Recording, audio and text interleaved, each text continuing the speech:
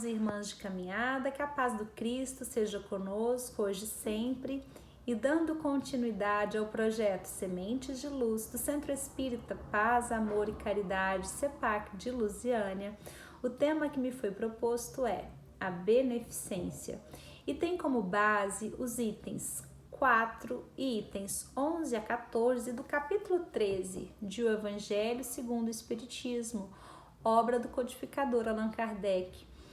A ideia central deste capítulo, que tem o tema que a vossa mão esquerda não saiba o que dá a vossa mão direita, a ideia central é fazer o bem sem ostentação. E o item 4 nos diz dos infortúnios ocultos.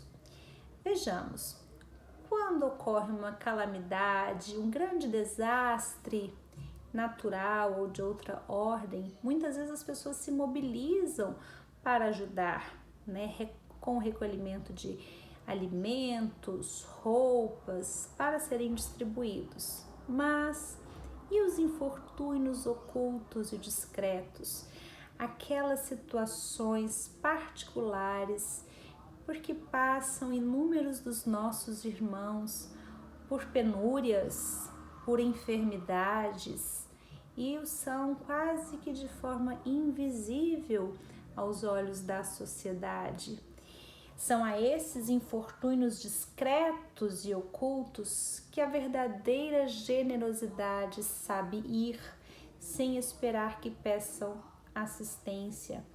Aqui fica o registro de que essa ajuda, esse amparo, essa assistência que façamos ao nosso próximo, que seja feito de forma que não gere nenhum tipo de constrangimento, é feito sem ostentação, sem alarde, com discrição, com respeito à dignidade humana, com respeito à dignidade do outro, sem que com isso sejamos invasivos, sem ser intrometidos. E o item 4 retrata uma mulher nessa atitude de beneficência. Aspas, quem é esta mulher de ar distinto, vestida de maneira simples, mas cuidada, seguida de uma jovem vestida também modestamente, fecha aspas. Aqui, na descrição dessa mulher que cumpre a beneficência, ela nos lembra a história da Condessa Paula. Condessa Paula está ali na segunda parte do livro Céu e Inferno, também de Allan Kardec, que tem um relato de um espírito feliz. Ela, então, uma jovem bela e rica, ela promove atos de beneficência, ela é uma mulher do mundo, cumpre os seus compromissos sociais, perante a sociedade, ocupa um status de uma posição, mas ela sabe ir ao encontro de famílias necessitadas e levar o amparo material e moral. Ao refletirmos sobre a história de Condessa Paula, percebemos que ela era, sim, uma jovem engajada num ambiente social difícil na Europa do século XIX, mas ela era centrada, ela possuía os bens materiais, mas os bens materiais não a possuíam. O Céu e Inferno também, essa obra de Allan Kardec, nos mostra que a forma como chegaremos no plano espiritual não está muito a ver com a nossa condição social, intelectual ou econômica. Não é isto que vai definir a condição de um espírito feliz ou infeliz, essa condição social, intelectual ou econômica da criatura. Tem muito mais a ver como se porta a criatura perante os bens materiais de que dispõe, perante os bens que Deus colocou em suas mãos. E Condessa Paula é um exemplo de quem soube bem aplicar esses recursos materiais de que dispunha. Ela tinha um engajamento na sociedade da época, mas sabia ir ao encontro dos mais necessitados.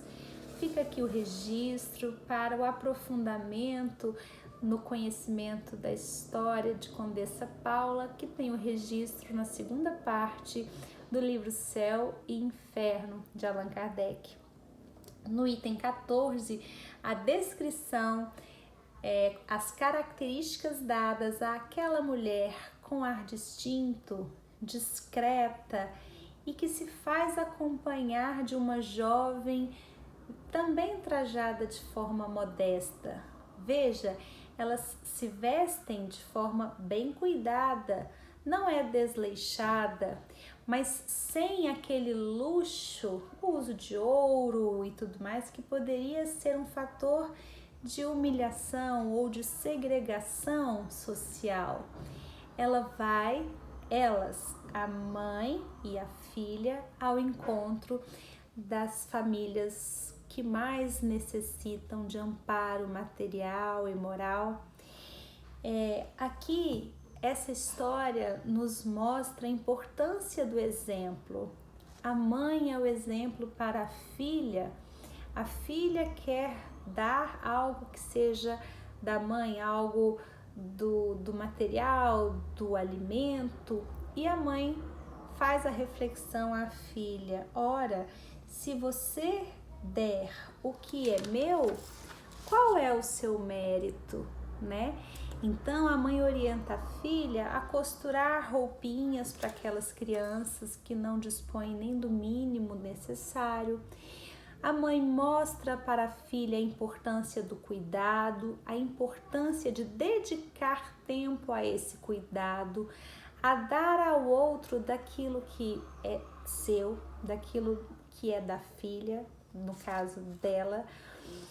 A importância, então, do exemplo para a formação do caráter moral dos filhos. Essa mulher, ainda de ar distinto, discreta, que visita essas famílias mais necessitadas, essa mulher, ela se coloca à disposição de qualquer tarefa, diferente de algumas pessoas que poderiam falar assim: não, eu faço isso, eu faço aquela tarefa, mas aquela outra eu não faço. Toda tarefa é digna, toda ocupação útil é trabalho. Essa mulher também não pergunta qual é a crença do outro, apenas ajuda, apenas acolhe. Não pergunta se é espírita ou se é de outra religião, porque isso verdadeiramente não importa. Somos todos filhos de Deus, somos todos filhos de um mesmo Pai e somos então irmãos. Essa mulher, descrita no item 4, acolhe, ajuda sem perguntar a crença do outro, porque isso realmente não importa. Deus visita a criatura pela própria criatura. Então, que todos nós exercitemos o nosso lado bom espontaneamente, que possamos nos perguntar: onde posso servir? Onde posso ser útil? Ou naquela postura de conexão com Deus, em que nos perguntamos: Senhor, o que queres que eu faça? Que sejamos todos nós instrumentos de Deus para levarmos o bem. O item 11 do Evangelho segundo o Espiritismo, do capítulo 13, nos diz da importância do amparo material, mas também do amparo moral, do amparo espiritual ao nosso irmão, e assim que possamos entrar no mundo do outro, mas sem sermos invasivos. A caridade é a maior de todas as virtudes, e que significa mobilizarmos as nossas energias para fazer o bem ao próximo como expressão de amar-nos uns aos outros. Mas a caridade não se limita à beneficência, a caridade é algo muito maior. Fazer então todo o bem que pudermos, todo o bem que estiver ao nosso alcance, tem ainda um elemento primordial, que é fazê-lo com desinteresse, sem esperar nada em troca, sem esperar reconhecimento, sem esperar manifestação de gratidão do outro, ou seja, sem a expectativa de retribuição. E Deus conhece o nosso íntimo, o íntimo de cada um de nós, seus filhos, que possamos então fazê-lo com esse desinteresse, com essa entrega, com o propósito de fazer todo o bem que pudermos, de cumprir a máxima do amai-nos uns aos outros. E quando então mobilizamos todas essas energias para levar o bem, para propagar o bem, divulgar o bem, que possamos mudar a psicosfera do planeta com vibrações amorosas, com vibrações de esperança para quem recebe o auxílio, o amparo, o acolhimento, e para então o nosso próprio bem, porque fazer o bem ao outro traz um benefício a quem é o doador dessas energias.